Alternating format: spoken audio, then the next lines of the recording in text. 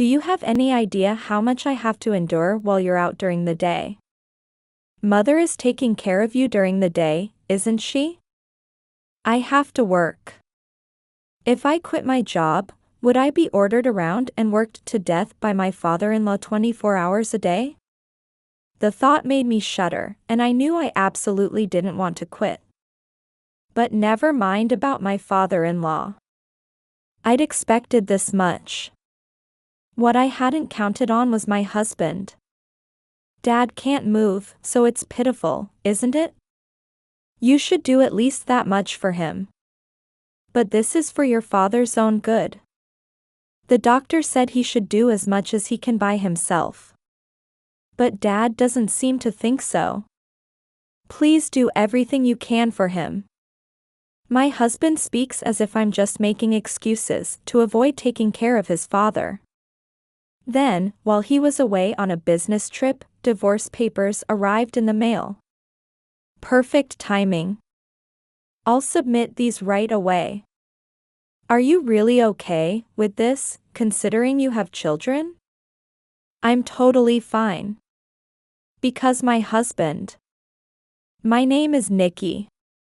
I'm a 42-year-old housewife and mother to a son in 7th grade and a daughter in 6th grade. I work part-time for 4 hours a day. I met my husband when I was 23, after graduating from college and starting work, through an introduction from a colleague. My husband was an elite employee at a major trading company and was 26 at the time. He was sophisticated and urbane, our conversations were enjoyable, and I liked him from our first meeting.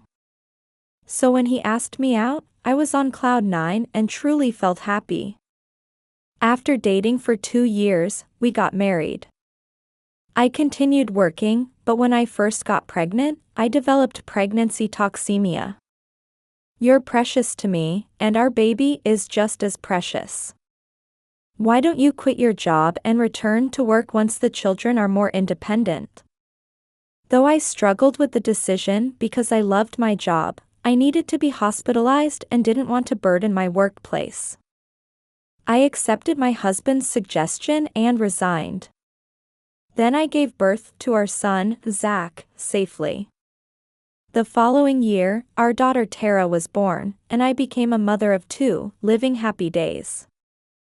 However, something happened that would bring those happy days to an end. 12 years into our marriage, when Zach was 11 and Tara was 10, my father-in-law fell ill. Although his life was saved, he was left with after effects that required nursing care. Mom can't handle it alone, so I'm thinking we should live together with my parents. What do you think? I honestly hesitated. Though my in-laws' house was only a 30-minute drive away and we visited occasionally as a family, I didn't get along well with my father-in-law. He was old-fashioned and made no attempt to hide his belief that women should serve men. It's good that you quit your job after having children. Women these days are so uppity, saying they want to work even after getting married. That's what he said with a smile when I quit my job. While I had various issues with my father-in-law, my mother-in-law was a wonderful person, and I couldn't bear the thought of her taking care of that difficult man alone. In my day, we thought women should quit work and become housewives after marriage, but times are different now. I respect you for taking pride in your work. That's what my mother-in-law said to me in front of my father-in-law, who had frowned upon hearing I would continue working after marriage. After that, she would subtly help me whenever something came up, and thanks to her, major conflicts between my father-in-law and me were avoided. Moving in together to care for this father-in-law, I agonized over it but ultimately agreed. I was worried about my mother-in-law, who was over 70, and thought my father-in-law wouldn't be so aggressive now that his body was impaired. Plus, my husband had always considered my position. If anything happened, he would surely handle it properly. That was my thinking behind the decision, but it proved naive. When are you going to quit your job? Soon after we moved in together, my father-in-law learned I was working part-time and said this unpleasantly. "When you quit your job after having Zach, I thought you showed promise." It seems my father-in-law had expected me to stay home all day and take care of him constantly. However, I go to work during the day except for Sundays. This is work I've been doing all along. I have no intention of quitting. He doesn't like that. When we moved in together, we renovated my in-laws' house to make it barrier-free. My in-laws were somewhat wealthy, and while the house was old, the property was spacious. My father-in-law could move freely around the house in his indoor wheelchair. He should be able to go wherever he wants by himself. We also installed handrails. With no steps, holding onto these should provide good rehabilitation, but my father-in-law refuses to move by himself at all. He calls for either my mother-in-law or me even to fetch one thing. "Father, it would be good rehabilitation if you moved a bit by yourself." Shut up. How dare you, a mere daughter-in-law, disobey me? Don't order me around just because you don't want to move. I think my father-in-law is the one who doesn't want to move, but he just bosses people around like this. But never mind about my father-in-law. I'd expected this much. The problem was my husband. Dad can't move, so it's pitiful, isn't it? You should do at least that much for him. But this is for your father's own good. The doctor said he should do as much as he can by himself. But Dad doesn't seem to think so. Please do everything you can for him. My husband speaks as if I'm just making excuses to avoid taking care of his father. Although we had been united in raising our children, my husband no longer tried to hide his attitude of dumping his father's care entirely on me. Mom's there too, isn't she? I'm leaving Dad to you too, and children need their mother most anyway. No matter what I consult him about, my husband seems to think these things aren't his responsibility. When it was just the four of us, life was busy but happy. Amid the busy days, we made time for just the two of us after the children went to bed. On days when my busy husband came home early, we would have a nightcap together or watch popular dramas. After moving in with his parents, such times completely disappeared. I wake up early to prepare breakfast. After seeing off my husband and children, I take care of my father-in-law, then go to my part-time job. My mother-in-law handles lunch, but I shop on my way home from work and make dinner. Then I take turns with my mother-in-law caring for my father-in-law. This is really troublesome. First, my father-in-law complains every time about my working. Do you have any idea how much I have to endure while you're out during the day? Mother is taking care of you during the day, isn't she? I have to work. That's why I'm telling you to quit your job. John spoils you, that's why you're getting so uppity. If I quit my job, would I be ordered around and worked to death by my father-in-law 24 hours a day? The thought made me shudder, and I knew I absolutely didn't want to quit. "I'm sorry," my mother-in-law said to me, as if hiding from my father-in-law's eyes. He was always domineering, but since getting sick and losing his freedom of movement, he seems to have become even more arrogant. I thought she was probably right. It seems he wants to use my mother-in-law and me like his hands and feet, trying to feel superior to us. He wants to think of himself as the one giving orders, and us as the ones who must obey. But it's enough that I'm the one being treated this way. You should live more as you want to. My mother-in-law speaks as if she's given up on everything. Of course, I have no intention of becoming a victim of my father-in-law. I want my mother-in-law to live more freely too, but I don't know how to make her understand this. Whenever I think about this, I feel incredibly frustrated. About a year after we started living together, the situation became even more serious. First, my father-in-law's condition deteriorated visibly. Though my father-in-law was practically bedridden, his tongue remained sharp as he continued to berate my mother-in-law and me. Can't you do things more efficiently? I suffer because you don't put your heart into it. What kind of daughter-in-law are you? Frustrated with his immobile body, my father-in-law constantly threw such words at us. When my mother-in-law tried to shield me from him, he would become physically violent. The women in this family are truly worthless. After being married to you for decades, this is what happened to me. I'm truly an unlucky man. Saying such things, perhaps knowing his own strength was weak now, he would throw newspapers, magazines, and whatever else he could grab at my mother-in-law. Of course, I talked back to my father-in-law many times, but each time I did, he would be harder on my mother-in-law, so eventually I just silently cared for him. I reported this to my husband, but he, who never actually helped care for his father, ignored it. I don't know what to do when you tell me these things. I've left Dad's care to you and Mom, so please handle it well. That's all he would say, brushing it off. Work is really busy right now. I'm sorry, but please take care of Dad until I get through this. When he brings up work, I can't say anything more. Actually, the house renovation had cost quite a lot. Our savings have really gone down, so I need to work hard to build them back up. That's true, so I had to give up on consulting with John about his father. Something even worse happened. Perhaps from watching my mother-in-law and me silently enduring his father's treatment, Zach started treating us terribly. Just hurry up and do it. You're such an inefficient woman. I tried to think it was just because he'd entered middle school and his environment had changed, but it clearly wasn't just that. He would say such harsh things to my mother-in-law, me, and even Tara. How dare you speak like that? Apologize. Shut up. Women shouldn't talk back to men. Saying this, Zach would throw things and slam doors loudly. He was just like a younger version of my father-in-law.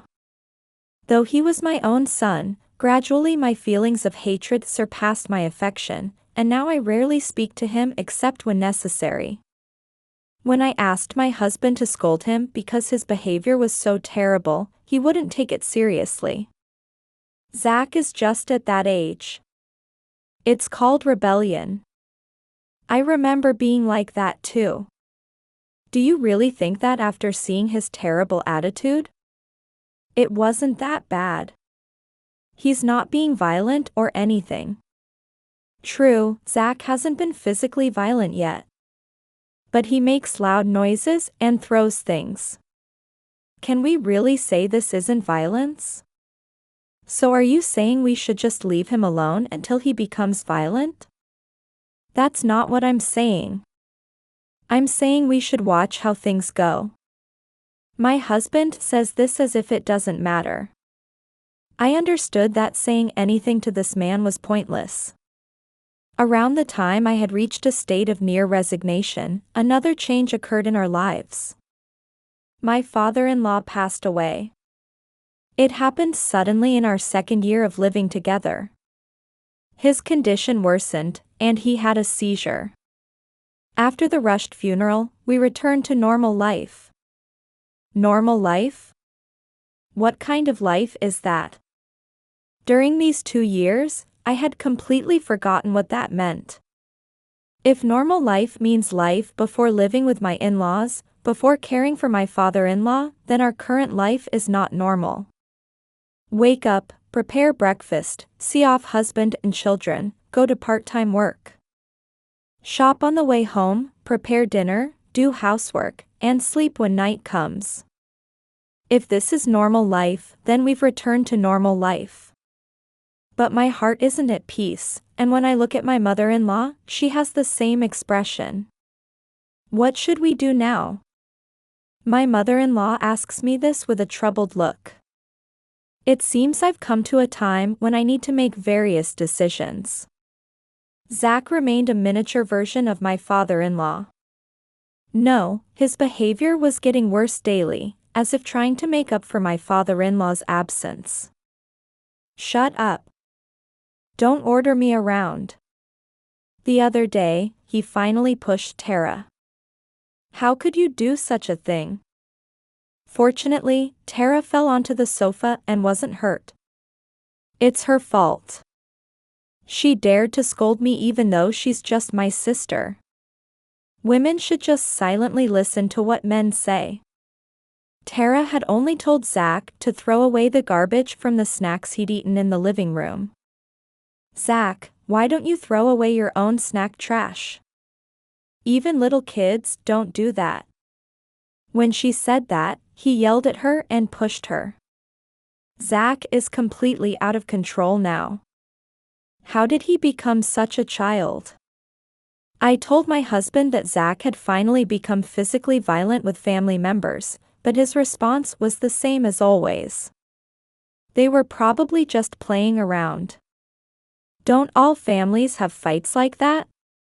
It wasn't at that level. Zach will keep growing and getting stronger, right? Please scold him before things get worse. Okay. I'll talk to him when I have time. Oh right, I'm going on a business trip tomorrow. My husband left these words and departed for a long business trip the next day. Watching his back as he left, I muttered to myself. Looks like I really need to take serious action now. While I was wondering what to do, divorce papers arrived in the mail from my husband during his business trip. An ordinary envelope. When I opened it, wondering what it was, there were divorce papers. My hands holding them trembled involuntarily. He probably thinks I'm shocked. That's not it. I laughed and my hands trembled because my husband's blatant attitude was so ridiculous. In other words, now that his father's care is over, I'm no longer needed. He's really straightforward. I wonder how far he'll go in looking down on me? I might as well sign it. All right. I'll submit these right away. Are you really okay with this, considering you have children? As I was filling out the divorce papers while humming, my mother-in-law asked worriedly. I'm totally fine. Because my husband doesn't know anything. I really want to go submit the divorce papers right now, but that would probably be hasty. I should do what needs to be done properly and submit them at my own timing. However, getting these is a big deal. For now, I plan to wait for him to return home and have a proper discussion. That's better. It's sad, but he brought this on himself. There's nothing we can do.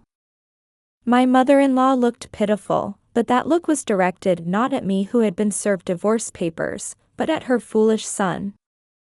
A few days later, my husband returned from his business trip. Oh, you signed it? That was the first thing he said. Before that, I have something I want to ask. Why divorce? When I asked calmly, my husband looked a bit surprised. He probably thought I would cry and beg him not to leave.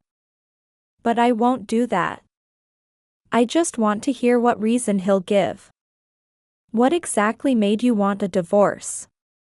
I tried asking differently. This might be easier for him to answer specifically. My husband is still staring at my face. He seems somewhat flustered. What do you think? He's using a cowardly tactic. He probably wants to gain control of the conversation by making me answer because it's hard for him to say it himself. I'm asking because I don't know. Please no answering questions with questions. Clear panic shows on my husband's face. Because you're indifferent to me.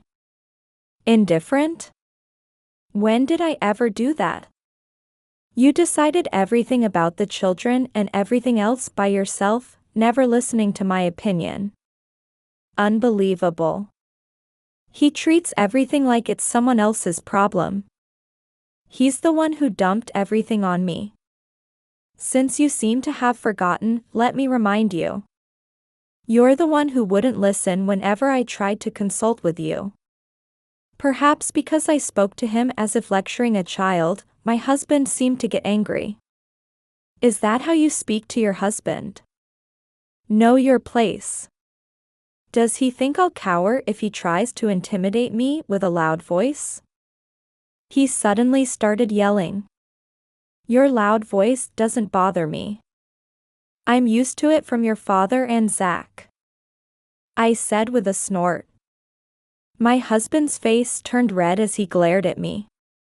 Let me say it again, I tried to consult with you about various things, but you were the one who was indifferent to everything I said. Don't lie. I never heard any of that. Then would you like to hear this? I took out a voice recorder and placed it in front of my husband, then turned it on. From it came my voice consulting with my husband, and his voice answering disinterestedly. Why did you record something like this? Because I thought you might say something like this someday. So I recorded it just in case. This is wiretapping. That's what I hate about you. That's why I want a divorce. That's it. My husband's face turned bright red as if he might breathe fire, and he suddenly threw the voice recorder.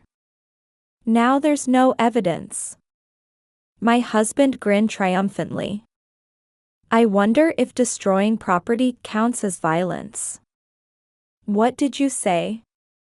It's pointless to destroy that. I have backups of the data.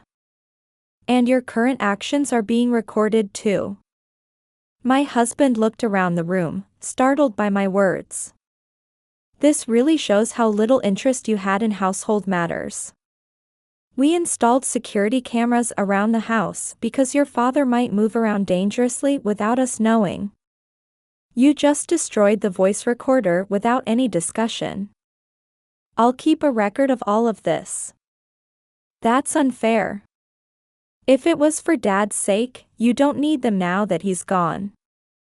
That's not for you to decide. I just happen to keep them. With all the cleanup work, it was good I postponed removing the cameras. My husband was trembling with anger at my words.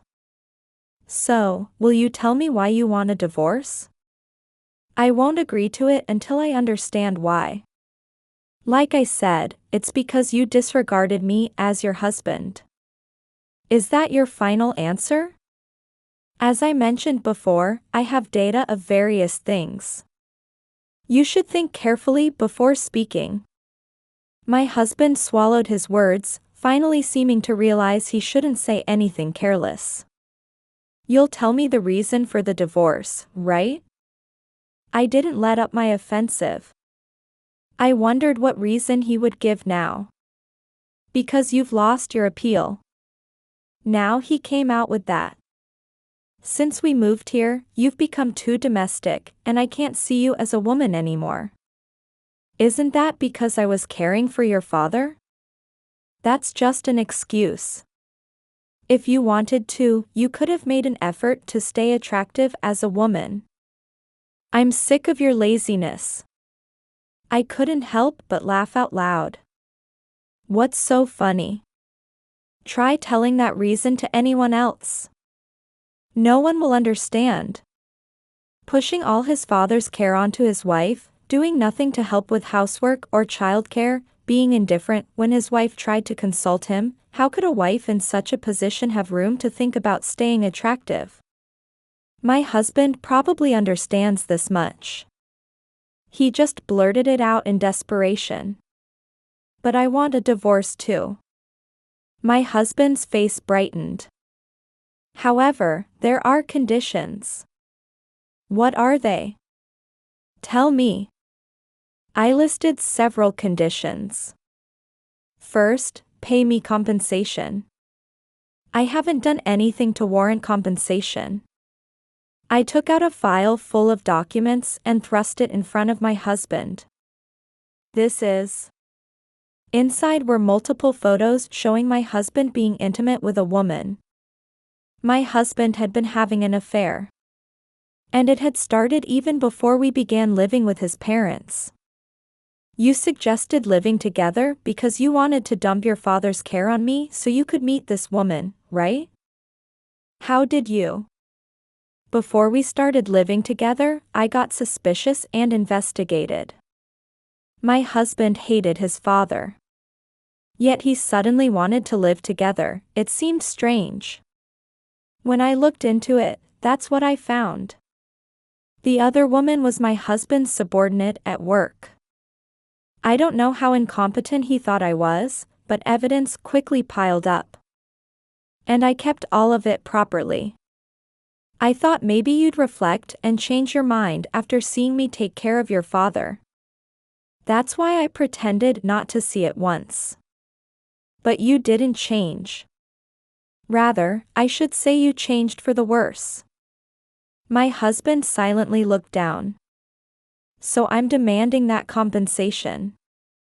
From both you and that woman. This was the first condition. You pushed the living arrangement and care onto me because you wanted to have an affair. It will be quite a sum, but please accept it. My husband remained silent. Also, regarding child support for the children, I don't need it.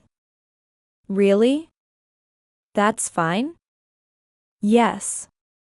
We'll call it even. My husband tilts his head, not understanding my words. We'll each take one child. You take Zach, I'll take Tara. That won't work. If you don't like that, I won't agree to the divorce. My husband fell silent with a groan. He probably wants to marry his mistress right after divorcing me. What will you do? After thinking for a while, my husband said, I accept. He might be thinking of sending Zach to a boarding school or something. There are several ways to get rid of him. Though it's sad for Zach, I've completely lost any maternal affection for my son.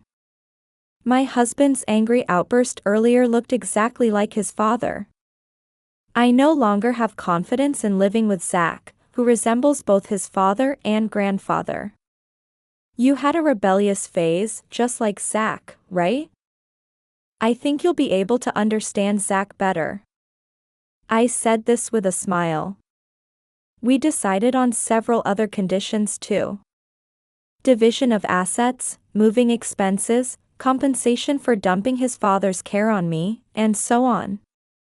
Though it added up to quite a sum, fortunately my husband is still an elite earner for now. He accepted it all readily. Once we make these conditions into a notarized document, I'll submit the divorce papers. My husband looked thoroughly relieved. After creating the notarized document and receiving the promised amount in a lump sum, I submitted the divorce papers as promised. Now we're strangers. You can marry your mistress or do whatever you like. However, I'll be living here until I decide on my new home. This was also part of our agreement. Leave as soon as possible. It's unnatural for strangers to keep living in the same house. My husband said this with a clearly displeased look. He probably wants to invite his mistress to this house as soon as possible. Oh right, I still haven't received compensation from your mistress. I'll think about it after I get that. What? That's not what we agreed. What agreement? Your compensation and your partner's compensation are separate things, aren't they? The notarized document makes no mention of the mistress at all. I won't feel secure without receiving that. What a greedy woman. The greedy one is your partner, isn't she? Stealing someone else's husband. My husband had no way to respond. Anyway, this is my house. Now that we're strangers, please leave as soon as possible. I'm begging you. My husband says this with a tragic expression. About that, I don't think this is your house. What do you mean? Ignoring my husband's puzzled look, I gave a slight nod to my mother-in-law. Then my mother-in-law said, "This house is mine." What do you mean? This house is in my name. So it's not your house. My husband's face shows he doesn't understand what his mother is saying. So I continue the explanation. This house was originally your mother's property, not your father's. So it's not yours. My husband still looks unconvinced by my explanation. That's understandable. I explained the circumstances I knew to my husband, or rather, ex-husband. Your father was originally adopted into the family through marriage, and all the property belongs to your mother. What? Your father was that kind of person, right? He probably never wanted to tell you he married into the family because it would have hurt his pride. My ex-husband slumped dejectedly. But if the house is Mom's, I'm the heir eventually. It will be mine in the future, right? About that, I've been adopted by your mother. What's that about? When the talk of living together came up after my father-in-law got sick, I had a long talk with my mother-in-law, just the two of us. That's when we talked, so of course my mother-in-law knows about her son's affair too. I had your father marry in as an adopted son to inherit this house. That's probably why he became so domineering, trying to compensate. It's hard to believe now, but apparently my mother-in-law and father-in-law had a passionate love marriage. Despite their different social standings and my mother-in-law having no siblings, my father-in-law agreed to be adopted into the family. My father-in-law's attitude seems to have been a combination of dependency on my mother-in-law and his own self-deprecation about being an adopted son-in-law. That's probably why my mother-in-law could remain kind to him until the end, despite his domineering ways. Though I think it was a somewhat twisted relationship, I feel a bit envious that she could maintain such affection for my father-in-law. But my father, your grandfather, refused to allow adoption of your father until his death. So your father had no right to inherit our property. Even so, why did Mom adopt Nikki? I explained everything to her, including how your father would probably be harsh with her. And there was one more thing I understood. My mother-in-law said this meaningfully. By then, we already knew you were having an affair. My mother-in-law and I had thoroughly discussed everything, and decided that if he showed remorse, we would pretend nothing had happened. But unfortunately, that's not how things turned out. Nikki, you've taken such good care of my husband. This is my way of apologizing for my son's behavior. I'm glad you think of me as a real mother. Is it selfish of me to want you to stay with me forever? My mother-in-law said this, and I agreed to the adoption. So you're the one who needs to leave this house. You have no right to live here. Yes. I've decided I want to live with Nikki. I don't want to see the face of whoever you marry next. And my will states that all my property goes to Nikki. Mom. How could you? My husband can't believe his mother's words. Get out. Take Zach with you. You're abandoning Zach even though you're his mother. The notarized document says we'll each take one child, right? And you said you understand Zach well. It's natural for people who understand each other to live together, isn't it? My ex-husband had nothing left to say. A few days later, my ex-husband and Zach left our house. I know where they went. A house my ex-husband rented. Even though custody goes to my ex-husband, Zach is still my son. I can't be completely uninvolved if something happens to him. Humph. I'm glad to leave this house. Living with just Dad will be much better. Dad's an elite and earns lots of money, unlike living in poverty with a part-time working mom. Zach doesn't know. He doesn't know that his father will marry his mistress, that he's taken on a lot of debt from this situation, and that his father's affair has been discovered at work, resulting in a pay cut and an impending demotion. Take care. Let me know if anything happens. I never want to see you again.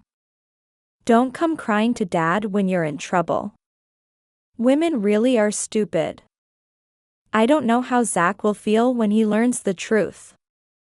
As a mother, I feel sorry for Zach, but now that his personality has become so warped and he's so trapped in his contempt for women, there's nothing I as his mother can do. I don't know if my ex-husband can do anything with him, but I have to leave it to him. After the divorce was finalized, I changed from part-time to full-time work. I was originally a pharmacist. I chose that job because I wanted to help people. After giving birth, I had reduced to 4-hour part-time work, but the pharmacy where I work had always said I could return to full-time whenever I wanted. So there's absolutely no problem with future income. I can send Tara to the school she wants and support whatever path she chooses.